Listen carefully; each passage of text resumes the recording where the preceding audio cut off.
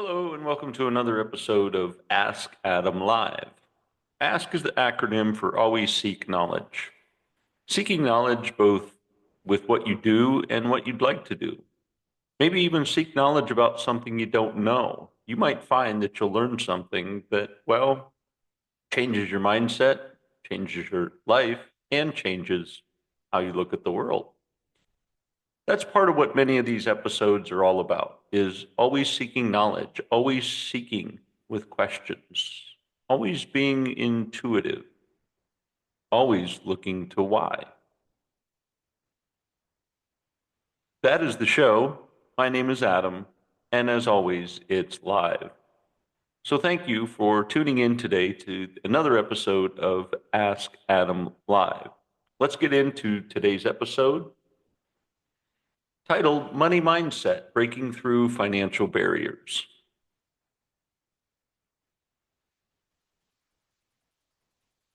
See, money is a tool. You should see it flowing through you, not just to you. You don't attract what you don't want. You attract what you believe you deserve. See, money isn't evil, it's energy. It amplifies the story you already tell yourself. Let me share with you a little bit of some of my experience regarding the topic of money. For a moment, I found myself chasing as I wasn't earning enough, wasn't accumulating enough, wasn't getting enough. And so I found if I worked harder, if I put in more hours at the factory, would get me more, would turn into more happiness, more joy, more freedom. I found I was actually more tired, more stressed, and had more anxiety. I did accumulate a little bit more, but the exchange for what I did and what I got, well, wasn't fair trade, if you will. So deciding to change careers and do something that would accumulate or acquire income on a grander scale, if you will, well, I found myself working even harder. I found myself having to develop the discipline because now I was my own boss, running my own business, having to chase again this accumulation that I had in my mind that I needed to make. Again, under the same guides of freedom, under the same guides of success, under the same guides of having something more.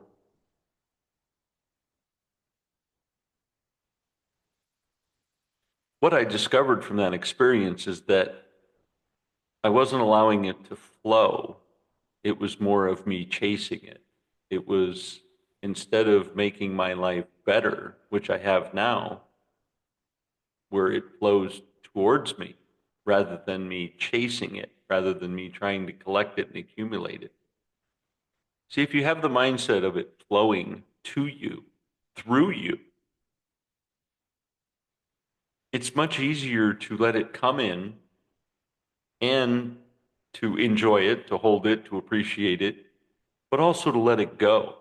One of the most profound things that I've learned, and I've learned from other people who are successful, is that they've learned this concept of just letting things go. The idea that you have to accumulate something and hold it and cherish it and keep it. Well, that's kind of the falsehood of all this, is that we need to learn to hold it, appreciate it, enjoy it, and then let it go. One of the most, I guess, a pretty profound thing that I learned in social teaching at a place of service that I attended to for almost 10 years was that it flows through us.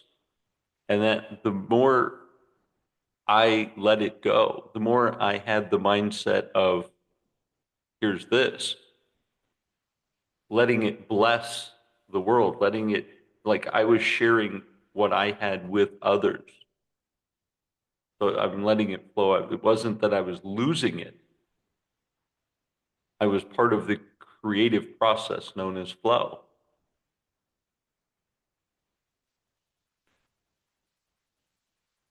So that's what I want to share with you today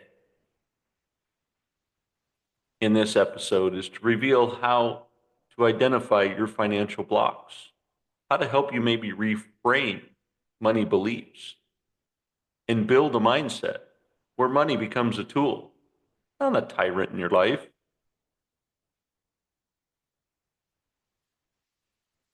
See, most people operate on an inherent financial script: childhood, scarcity language, trauma, or the comparison formed invisible ceilings of, I just can't get there.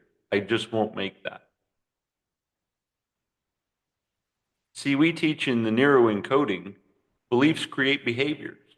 So if you believe money is scarce or dangerous, you'll sabotage receiving it. Again, like I mentioned, the flow. Once I believed more money meant more problems, or that wealth had to become a builder of more stress in my life, and really how that belief, it really cost me my peace as well as opportunity and focus, because I was really driven on how I was collecting it and how I was keeping it, and was I being a good steward of it? And then if I let it go, was it going in the right direction? And was it productive for my business? And what was the, well, what did they call that? Return of return on investment. Oh, those are the three worst letters I've ever heard. ROI, ROI this, ROI that. It was just obnoxious when the focus on that diluted my presence of just allowing it to flow. Not being focused on that ROI, but just allowing it to flow and knowing that it came to me, it went through me, it will go on to do something else. And quite frankly, the if you want to talk maybe language of karma, is that letting go is creating the vacancy, dare I say, vacuum that allows more to come towards you. And it's almost like the more you exercise this, like a muscle, that it expands. So the more that comes in and you kind of hold it for a minute and you exercise that capacity, but then you also pass it on, then the more that comes back in, right, from the front and fills the basket, proverbial basket, if you will, of more, kind of stretching, right? Think of a wicker basket or a canvas basket, something that has some plasticity to it, and it's going to expand a little bit. And then remember, you got to take some out, let it go out, let it flow out. In fact, you almost want this thing to go empty, like figure out some of these creative ways to dissolve and not just like throw it out, burn it, and stuff like that. But I'm saying creative ways of, how can I give this? How can I, for the good, how can I remove this from being in my physical presence? Because once the proverbial basket is empty, guess what? It's this flow. So it's going to want to get filled again. So it's going to show up in your life and it's going to get collected. And the more that it's collecting, kind of let that basket expand. And pretty soon you're going, wow, this is amazing. My basket's bigger than it's ever been. And and it's flowing through you. And not only have you created those patterns of great, gratefully, I know it's tough for me to say because it was tough for me to do, gratefully accepting it, gratefully maintaining it, as well as to gratefully send it on its way. You have to do all three of those. Absolutely. You know, Dr. Carol Dewick mindset research applies here too. A growth money mindset believes wealth can expand without guilt or fear. Again, you have to be grateful for each one of those steps and be grateful for the process and almost marvel in the fact that you're participating in something. I think that's one of the keys is just accept the fact that you're a participant. And it's not about collecting the wealth and the value and the esteem and the prestige and all that. Because I think if you look at some of the wealthiest people, even moderately wealthy people, they have a process similar to this. And it then turns into philanthropy, if you will, just because this flow is so abundant. So they have to have, they create these charitable uh, situations by which it can go to and flow for the good of each one of us. So allow that openness and allow your mindset to expand without the guilt or fear, without the fear of loss, without the guilt of having something that maybe you think you don't deserve. Again, as we mentioned in the Toxic 10, self-loathing. That's the thief of our dream. You finally get something that you've always wanted, and then you feel bad about it because you are getting something. No, you should feel good about it because now you're in the flow. Now you can give. And let me share with you this, since we're at this profound point, is small steps. Start with small steps. Again, you're going to have this little tiny basket, right? Something you could hold in your hand. And then pretty soon, this basket in your hand, almost like a bird's nest, if you will, is going to expand to something where you're holding out with both arms, with gratitude.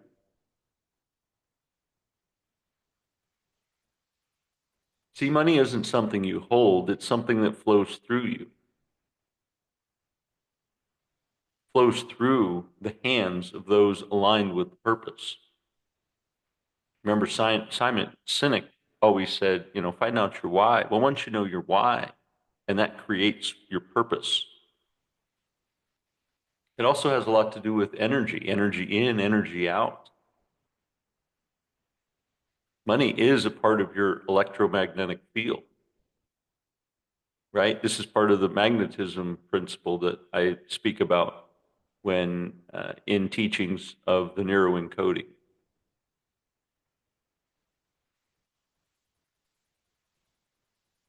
See, your job isn't to hoard, but to host. Hopefully, you're not driving. If you are, you can pause this for a later time. But if you're enjoying this and sitting down, I invite you, write down, what did I learn about money growing up? What did I learn about money growing up? The next question, or point to ponder, what's one money belief I want to replace today? What's one money belief I want to replace today?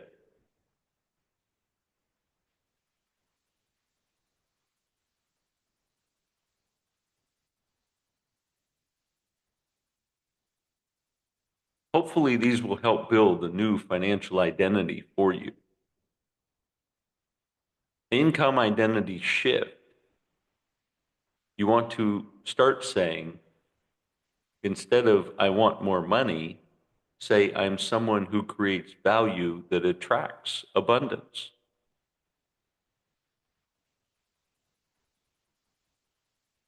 Remember, I don't like the term ROI. It's not return on investment. It's the value. And as you create more value and people see your value and compensate your value, that's what attracts the abundance and the flow.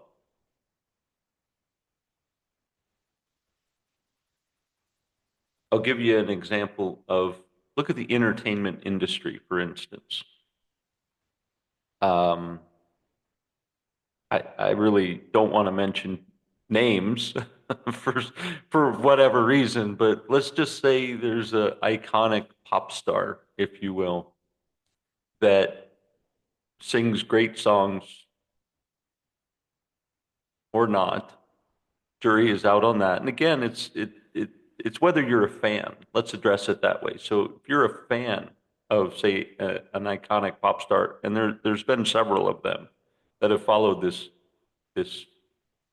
example. So I don't want to say anyone specific, but they have ticket prices that are slightly outrageous, and they have sold out shows. The value that they're bringing is how they make their audience feel. When you go see them live at an event, and the experience and the emotions and everything that gets exercised to you is well worth the price of admission, is it not? Now, did they necessarily say they wanted more money? Probably not at first. They said they wanted to provide value to someone. They wanted to help people feel a certain way. They wanted to encourage people to have emotions or mindsets in a certain way. I won't mention any names, but there are certain iconic pop stars that have used their stage and microphone to do other things besides singing and making people feel good, which I don't think is bringing value. And I think eventually will not attract abundance because you're not doing what you originally set out to do.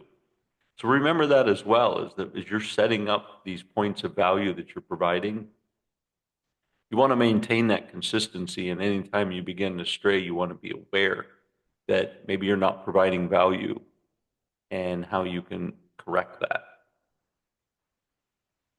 I encourage you to have a money flow journal, track all inflows, including gifts, discount, unexpected savings, to prove to yourself that money comes from many directions. I personally keep a spreadsheet of income and expenses, partially because I just like to see where it went, where it goes. You know, how much came in, how much went out. Is it diverse enough? That's the other thing. Am I just given to the same three things, or should I create some diversity, as well as, dare I say, some unexpected debt that's accumulated that I eagerly want to get paid off so that it allows me to then redirect those payoffs to better directions. It's still a flow. So don't, I guess now's probably a good time as well. Don't get overwhelmed that you're paying debt. If you have some credit card debt or personal debt or whatever your debt is, keep in mind that that's still the flow. Not an effective flow, but it's still the flow.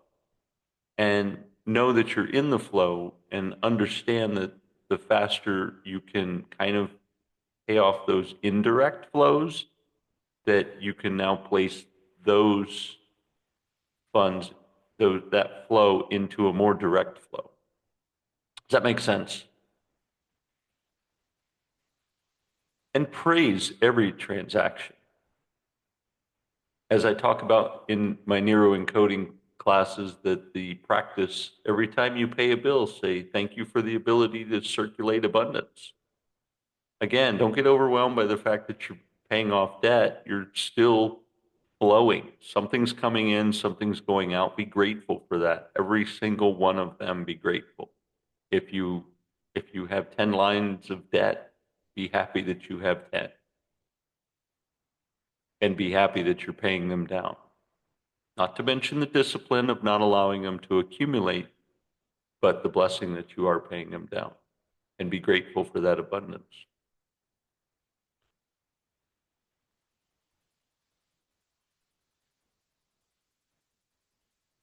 I found myself, in fact, here was a little bit of a shift that I did, kind of around money.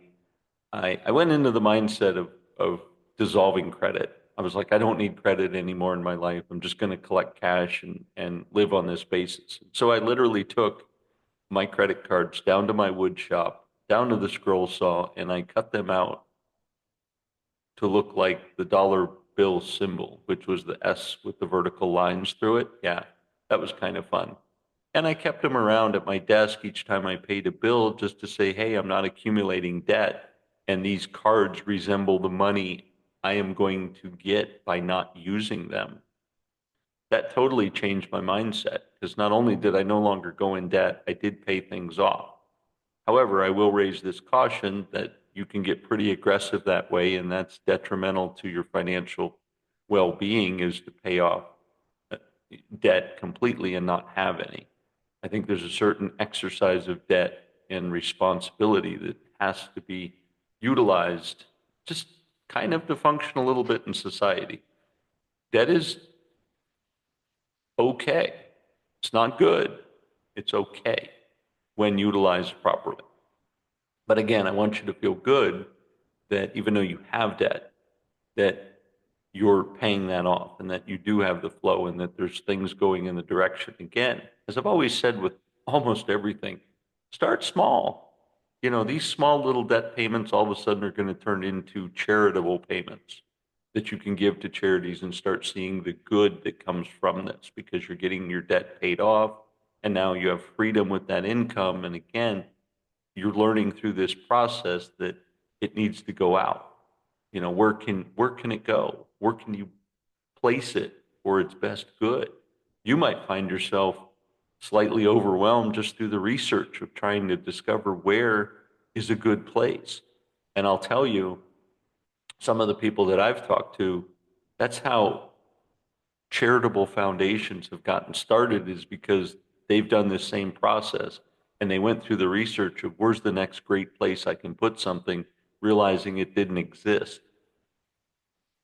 And then therefore they created something that didn't exist, a foundation that helped people in so many ways. And not only were they giving, but they encouraged, again, because they were providing value, like I said earlier, they were now showing value and others wanted to contribute to this cause, seeing the value. So see it as circulation, not depletion. I encourage you to connect with someone who talks about money. One of the famous personalities is Dave Ramsey, and he can certainly get you into the mindset. He was one of the people I did listen to back in the day. And like I said, he got me out of debt.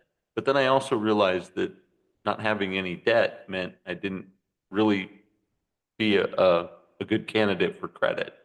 And if you don't have a bunch of cash and assets to leverage and stuff like that, credit's kind of helpful. So you don't necessarily want to burn the bridge on the credit thing, but you want to do it responsibly and you want to keep it maintained for, you know, what you would utilize it for. But connect with somebody who talks about money, preferably someone who's positively talking about money. You want to avoid the complaint currency. And you want to stop using phrases like, I can't afford that, or money doesn't grow on trees. Instead, I encourage you to start using language like, that's not aligned for me right now, but I'm working on it. I'm learning to make space for more income with ease.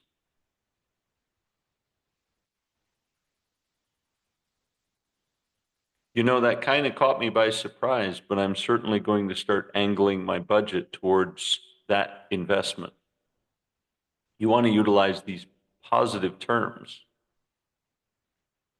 and not say that it's not something you can't do. You remember, you want to keep the flow.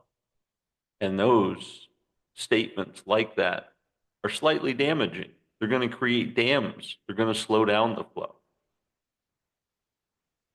You know, if there's something that you need to purchase, something you need to get, something you need to do, a transaction that needs to occur, and it's just kind of tight and not going to happen, again, say to yourself, I wasn't prepared for this, but now I'm eagerly devoted to making this happen. And start working on making it happen, whatever steps those are in your life. Remember that money beliefs shape your money behaviors. You're the host. not the prisoner of money. Circulation is a sign of trust in your future self, right? Because as you know it goes out, you're providing value, you know it's going to come back in. Remember to journal your dominant money belief, as well as to maybe write down some of those negative beliefs that you've been thinking about and just look at them and analyze them with this new mindset to say, well, why do I believe that I can't make more? I'm providing value. I'm doing this particular thing or that particular thing. I'm providing value at my workplace and they're compensating me for it, and be grateful for that compensation. No judgment, by the way. Many people judge their compensation from their employers. And if you're in that position, be blessed that you have that position to be in. And don't complain, but maybe understand how you can be better, how you can adapt to a better position, how to change where you're at. Again, how to provide value to your company. This is replacing your belief of one of power and flow. Remember, you have control of what you can receive, as well as from the control of letting it go is controlling what you can receive. If you found this episode to be abundantly helpful, feel free to tag at Ask Adam Live with your reframe using hashtag money flows through me or a feature.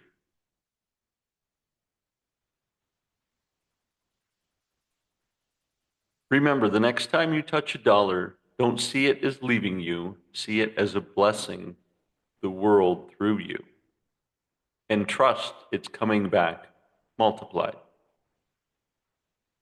This has been another tremendous episode of Ask Adam Live. If you've enjoyed this episode, click like or subscribe. If it wasn't for you, but you know someone it might be able to help, feel free to share. Again, my name is Adam. Let us all go out and make it a great day.